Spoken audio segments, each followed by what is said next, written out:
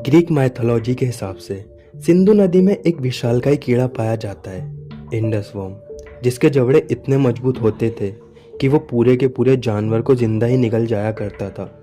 पर भारत में इस कीड़े का कहीं भी कोई जिक्र नहीं मिलता। तो क्या ये सिर्फ एक मिथोलॉजिकल जीव था?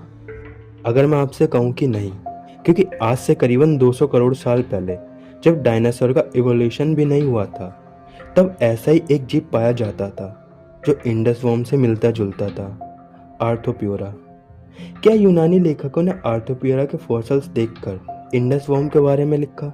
इंडस वर्म ग्रीक माइथोलॉजी के अनुसार इंडस वर्म अंजीर के पेड़ पर पाए जाने वाले कीड़े जैसा दिखता था, पर यह लगभग 10 फीट लंबा और बहुत मोटा होता था।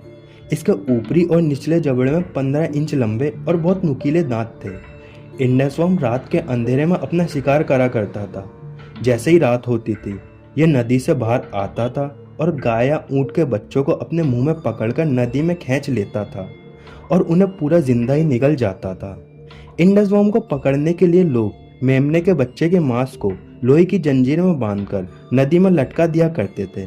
जैसे ही इंडस वर्म उसे खाना समझकर खाता था, तो ये लोग उसे जंजीरों से खींच लिया करते थे। इस जीव को 30 दिन तक लटका दिया जाता था और इसके शरीर में से एक फ्लेमेबल तेल निकलता था, जिसका उपयोग राजा अपनी सेना के शस्त्र को बनाने में करते थे। आर्थ्रोप्यूरा आज से करीबन 200 करोड़ साल पहले कैम्ब्रियन पीरियड में पाया जाने वाला एक कीड़ा है, जो कहीं ना कहीं इंडस वर्म से मिलता जुलता है। इसकी लंबाई 8 फीट होती थी। यह दिखने में मिलीपीट जैसा था, जिसके 32 से 64 पैर पाए जाते थे। पर वैज्ञानिकों का मानना था कि यह शाकाहारी जीव था जो पेड़ पौधों के अवशेषों को खाता था। उस टाइम वातावरण में बहुत अधिक मात्रा में ऑक्सीजन पाई जाती थी, जिसके कारण यह इतना विशाल हुआ करता था। इंडस वर्म और आर्थ्रोप्यूरा दोनों एक जैसे ही लगते हैं। इंडस वर्म मांसाहारी और आर्थ्रोप्यूरा एक शाकाहारी जीव था, पर आर्थ्रोप्यूरा एक शाकाहारी जीव था। इसका पता हमें आज के वैज्ञानिकों से लगा है।